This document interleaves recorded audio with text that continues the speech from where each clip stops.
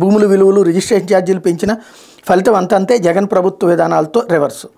రోజు కూడా అది వెనకబడిపోయింది, ఇది వెనకబడిపోయింది అని రాస్తూనే ఉన్నారు. జిఎస్డిపి అంటారు, అంటే దేశపు అభివృద్ధికి జీడిపి, రాష్ట్రం అభివృద్ధి లెక్క జిఎస్డిపి.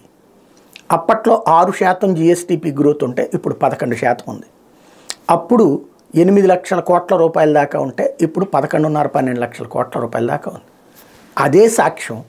వీళ్ళు ఇందులో రూపాయి తగ్గింది, అందులో పావలా తగ్గింది, ఇదే తరహా వార్తలు తప్పించి రోజు. ఎందుకంటే ఇది మధ్యతరగతి ప్రజల్ని వంచడం. మధ్యతరగతి ప్రజలకి ఫిగర్స్ తెలియవు కదా. సాక్షి వాళ్ళు చదవట్లేదు, ఈనాడు చదువుతున్నారు. ఎందుకంటే ఇది జర్నలిజం అనుకుని ఆ చదివే జనాల్ని పక్కదోవ పట్టించేటటువంటి ఒక సిన్సియర్ ప్రయత్నం. ఓ రకంగా చెప్పాలంటే దిగజారిపోయినటువంటి ప్రయత్నం. లేకపోతే గుంటూరు గరళానికి మరొకరి బలి, 3కి చేరిన డయేరియా మరణాలు. నగర